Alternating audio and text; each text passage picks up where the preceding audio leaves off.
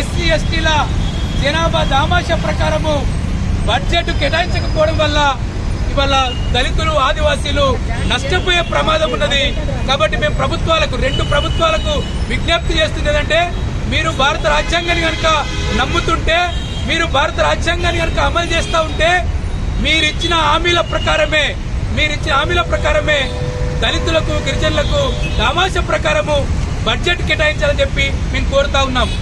మీరు చేవెళ్ల డిక్లరేషన్లో కానీ ఎన్నికల హామీలో కానీ ఒక స్పష్టమైన హామీ ఇచ్చారు, దళితులకు గిరిజనులకు అంబేద్కర్ అభయహస్తము అమలు చేస్తామని. గత ప్రభుత్వం అమలు చేసిన దళిత బంధు స్థానంలో మీరు అంబేద్కర్ అభయహస్తము అని అమలు చేస్తామని చెప్పి బడ్జెట్ పేపర్లో ఎక్కడ కూడా అంబేద్కర్ అభయహస్తం గురించి మీరు మాట్లాడలేదు. కాబట్టి అంబేద్కర్ అభయహస్తం పథకానికి మీరు రూల్స్ అండ్ టేమ్స్ రూపొందించి అంబేద్కర్ అభయహస్తాన్ని వెంటనే ప్రారంభించమని చెప్పి వాళ్ళ దళిత సంఘాల తరఫున మేము ఇవాళ కోరుతా ఉన్నాం. ప్రభుత్వానికి విజ్ఞప్తి చేస్తున్నాం. మేమేం కొంతమ్మ కోరికలు కోరట్లేదు, మీరిచ్చిన హామీలనే నెరవేర్చమని చెప్పి మేము అడుగుతా ఉన్నాం. జై భీమ్ అన్న ఫోటో తీసుకో. సభలలో ఎస్సీ ఎస్టీల జనాభా దామాషా ప్రకారము కేంద్ర రాష్ట్ర ప్రభుత్వాలు నిధులను కేటాయించలేదు, నిధులు కేటాయించకుండా నిర్లక్ష్యం చేస్తున్నారు, వివక్ష చేస్తున్నారు. దానికి నిరసనగా ఇవాళ మేము హైదరాబాద్ అంబేద్కర్ స్టాచ్యూ ముందు మా బాధను వినిపించుకోవడానికి ఇక్కడికి రావడం జరిగింది. అయితే ఈ రాష్ట్రంలో కాంగ్రెస్ పార్టీ చేవెళ్ల డిక్లరేషన్ పేరుతోటి ఒక హామీ ఇచ్చింది.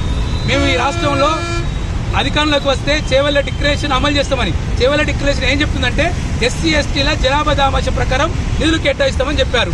గత ప్రభుత్వం అమలు చేసిన దళిత బంధు స్థానంలో మేము అంబేద్కర్ అభయహస్త పథకాన్ని అమలు చేస్తామని చెప్పిండ్రు. అదేవిధంగా రిజర్వేషన్లను 15% నుంచి 18% పెంచుతామని చెప్పి ఇట్లా అనేక హామీల్ని ఎస్సీ ఎస్టీలకు కాంగ్రెస్ పార్టీ దేశ అధ్యక్షుడు మల్లికార్జున గారి చేతుల మీదుగా, ఖర్గే గారి చేతుల మీదుగా చేవెళ్ల డిక్లరేషన్ విడుదల. కానీ ఆ డిక్లరేషన్ కు అనుగుణంగా బడ్జెట్ లో నిధులు కేటాయించలేదు. కేవలం 13,160 కోట్లు, 33,124 కోట్లు మాత్రమే కేటాయించారు. ఇది ఏ మూలకు కూడా సరిపోదు. ఇంకొక ఆశ్చర్యకర విషయం ఏంటంటే, కాంగ్రెస్ పార్టీ అధికారంలోకి వస్తే అంబేద్కర్ అభయహస్తం పథకాన్ని అమలు చేస్తామని చెప్పి బడ్జెట్ పేపర్లో కేవలం తెలంగాణ దళిత బంధు పథకానికి 2,000 కోట్లు మాత్రమే కేటాయించారు. ఈ 2,000 కోట్లు ఏ మూల కూడా సరిపోవు. కేవలం 1,666 కుటుంబాలకు మాత్రమే ఈ నిధులు సరిపోతాయి. అదేవిధంగా వ్యవసాయ కూలీలకు మేము ప్రతి కుటుంబానికి 12,000 ఇస్తామని చెప్పిన సంవత్సరానికి, కానీ 1,200 కోట్లు మాత్రమే ఇచ్చారు. అక్కడ కూడా 55 లక్షల మంది కూలీలు ఉంటే ఈ రాష్ట్రంలో కేవలం 150 మంది వరకే ఉపయోగపడే బడ్జెట్ ఇచ్చారు. కాబట్టి ఈ బడ్జెట్ సవరించి జనాభా దామాషా ప్రకారము నిధులు కేటాయించాలని చెప్పి వాళ్ళ దళిత బహుజన్ ఫ్రంట్, DBSU, KVPS ల ఆధ్వర్యంలో ఇక్కడ ఈ అంబేద్కర్ విగ్రహం దగ్గర నిరసన వ్యక్తం చేస్తున్నాం. కష్టాల్లో ఉన్నామంటే మేము అమలు చేయాలి చేవెళ్ల ఎస్సీ ఎస్టీ డిక్లరేషన్ వెంటనే, అమలు చేయాలి చేవెళ్ల డిక్లరేషన్ వెంటనే, పెంచాలి జనాభా దామాషా ప్రకారం బడ్జెట్ ను. జై భీమ్,